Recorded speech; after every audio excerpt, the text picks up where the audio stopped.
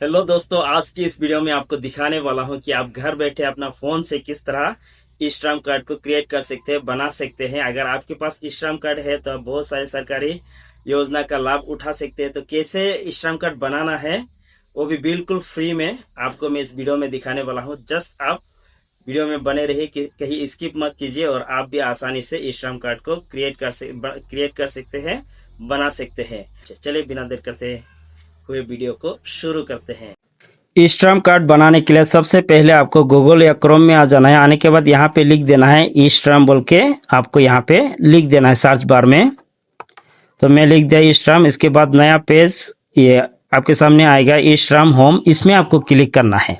करने के बाद नया पेज आएगा, गो टू मेन पेज बोल के लिखा रहेगा, इसमें आपको क्लिक कर देना है। करने के बाद यहाँ पे शो अप होगा जितना भी ई श्रम से जुड़ा हुआ काम है, यहाँ पे आपको शो अप हो जाएगा। होने के बाद अगर आप नया ई श्रम कार्ड बनाना चाहता है तो इसके लिए आपको रजिस्ट्रेशन करना पड़ेगा।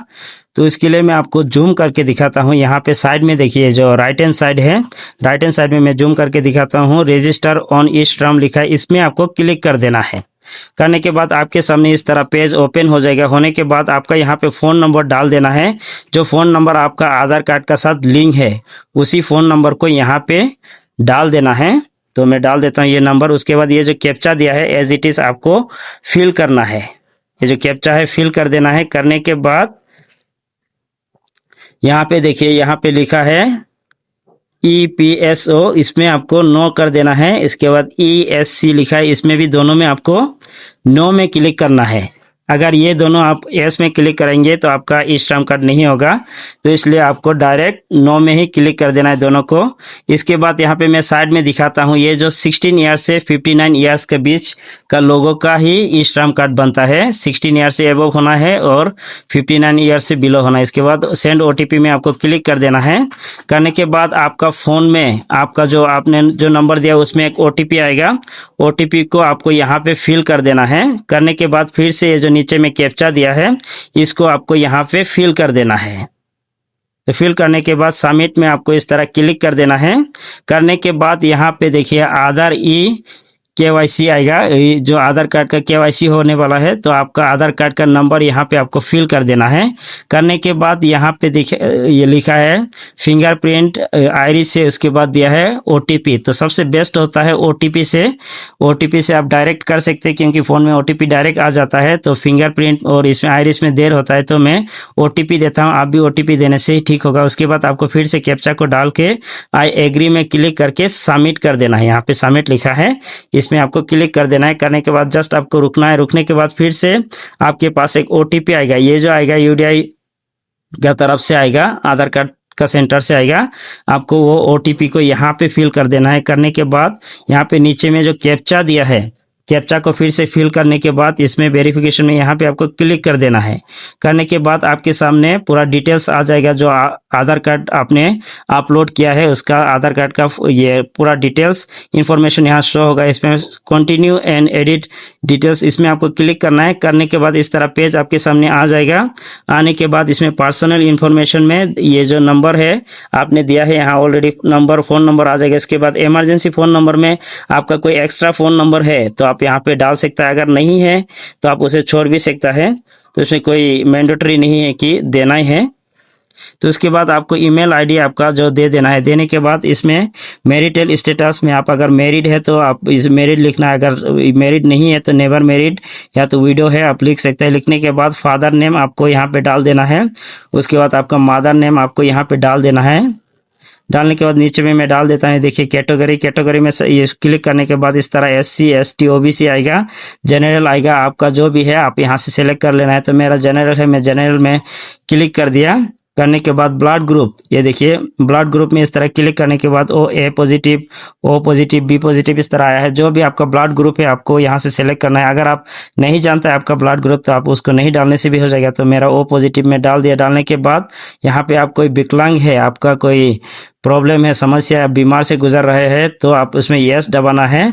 आपका कोई डिसेबिलिटी है, अगर नहीं है तो आपको नो में दबाना है। तो मेरा केस में मैं नो दबाया है, कोई इशू नहीं है। उसके बाद यहाँ पे नीचे में देखिए यहाँ पे लिखा है नॉमिनी डिटेल्स, जिसको आप नॉमिनी रखना चाहता है उसका डिटेल्स यहाँ पे फिल करना है। पहले तो नॉमिनी का नेम, जो नाम है नॉमिनी का यहाँ पे फिल कर देना है। करने के बाद आपको यहाँ पे नॉमिनी का बर्थडे यहाँ पे सेलेक्ट करना है। करने के बाद जेंडर सेलेक्ट करना है। करने के बाद यहाँ पे जेंडर सेलेक्ट करने के बाद यहाँ पे देखिए आपसे वो क्या रिलेशन है, माँ पिता भाई बहन जो भी है, यहाँ से आपको सेलेक्ट कर लेना है। तो मैं ये सेलेक्ट कर दिया। करने के बाद नॉमिनी का एड्रेस आपको फिल कर देना है। नॉमिनी का एड्रेस अगर नहीं है तो आपका जो एड्रेस है इसको फिल करने से भी कोई प्रॉब्लम नहीं, इसमें आप एड्रेस को पूरा फिल कर देना है। करने के बाद फ़ोन नंबर, नॉमिनी का फ़ोन नंबर आपको यहाँ पे डायल कर ये फिलअप करना है। अगर नहीं है उसका फ़ोन नंबर तो आपका जो नंबर है आप पकड़ रहे हैं उसे भी आप यहाँ पे दे सकते हैं।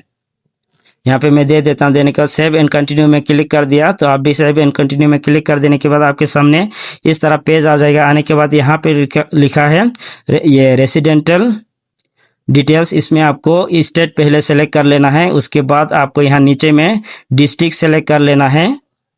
उसके बाद जो है आपका स्टेट का आईडी कोड है तो आपको यहाँ पे ये सेलेक्ट करना है। अगर नहीं है तो इसको मैंडेटरी नहीं है कि करना है। उसके बाद करंट एड्रेस आपको फिल करना है। अगर आप अर्बन से है तो अर्बन में क्लिक करेंगे, अगर आप गांव से है तो रूरल में आप क्लिक करेंगे।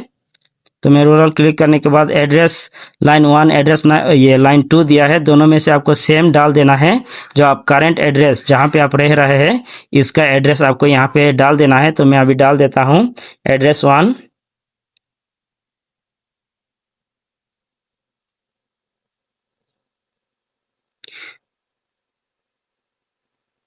उसके बाद आपको डाल देना है ये एड्रेस डालने के बाद डिस्ट्रिक्ट स्टेट, उसके बाद आपका विलेज और इसमें पिन नंबर डाल देना। डालने के बाद सेव है।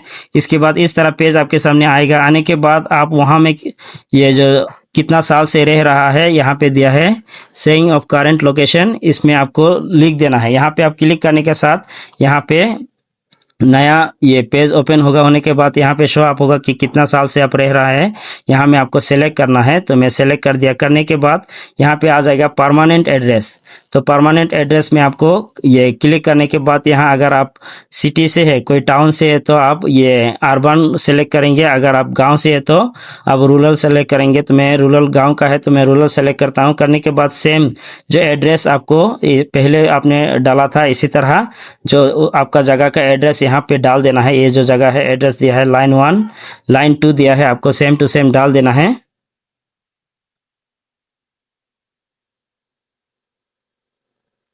उसके बाद state district same to same डालने के बाद विलेज, उसके बाद पिन नंबर डाल देना है। डालने के बाद आपके पास इस तरह नया पेज ओपन होगा। होने के बाद यहाँ पे क्वालिफिकेशन आप कितना तक पढ़ा लिखा किया है। अगर आप ये क्लास 5 तक पढ़ाई किया तो प्राइमरी में आपको क्लिक करना है। अगर आप ये क्लास 6 से 10 तक पढ़ाई किया तो मिडिल, अगर आप ये 10 में पढ़ाई किया है तो सेकेंडरी, अगर आप ये 12 में पढ़ाई किया तो हायर सेकेंडरी, उसमें आपको क्लिक सेलेक्ट कर लेना है। इसमें क्लिक करने के साथ ही इस तरह आ जाएगा। उसके बाद आप क्वालिफिकेशन का जो है आपका सर्टिफिकेट, यहाँ पे एजुकेशन का सर्टिफिकेट मांग रहा है। ये मैंडेटरी नहीं है कि आपको देना ही है, बाद में भी आप अपलोड कर सकता है। अगर आपका पास है तो अभी भी अपलोड डायरेक्ट आप कर सकता है, वो इतना मैंडेटरी नहीं है कि देना ही है बोल के। आप बाद में भी इसे अपलोड कर सकते, करेक्शन कर सकते हैं। इसके बाद आपका यहाँ पे मंथली इनकम के बारे में यहाँ पे आपको क्लिक करना है। इसमें दिया है बिलो 10,000 एबव 10,000, आप जितना भी कमाते हैं ये महीना में तो आपको यहाँ पे सेलेक्ट कर देना है। तो फिर मैं फिलहाल मैं बिलो ये 10,000 दे रहा हूँ। अगर आप जितना भी कमाता है यहाँ से आप जस्ट सेलेक्ट कर लेना है। उसके बाद यहाँ पे आपको मांगा है इनकम सर्टिफिकेट। अगर आपके पास इनकम सर्टिफिकेट है तो आपको यहाँ पे दे देना है। नहीं है से आप सेव एंड कंटिन्यू में क्लिक करके दूसरा पेज में चला जाना है। जाने के बाद आपको यहाँ पे ऑक्यूपेशन एक्सपीरियंस के बारे में दिया है, ऑक्यूपेशन एंड स्किल। तो यहाँ पे आने के बाद आपको यहाँ पे क्लिक करना है। क्लिक हियर में दिया है, इसमें आपको क्लिक करना है। करने के बाद अब जो भी काम करते हैं, जितना भी काम है यहाँ पे लिस्ट आ जाएगा। आने के बाद साइड में देखिए कोड है, यहाँ पे ये देखिए साइड में कोड है। जो भी काम का कोड आप यहाँ से सिलेक्ट कर सकते हैं।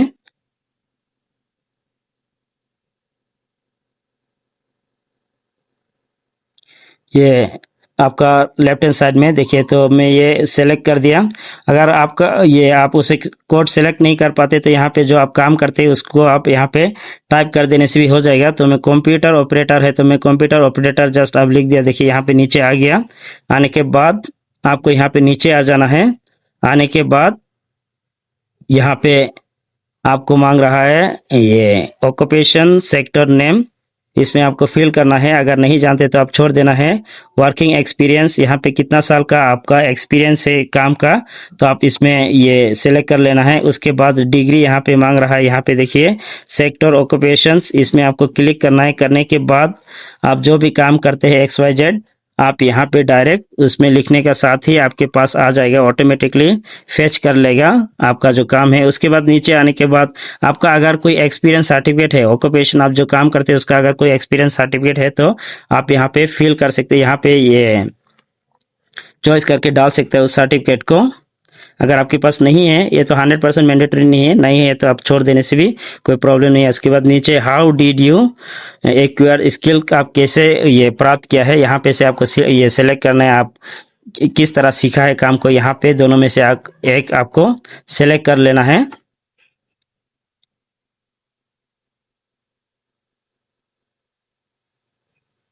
उसके बाद सब स्किल इंस्टेंट में दिया है, देने के बाद आपको वहाँ क्लिक करना है। करने के बाद आप सेल्फ अगर खुद से सीखा है तो आपको सेल्फ, अगर कोई सीखा है तो उसमें आप लिख सकता है।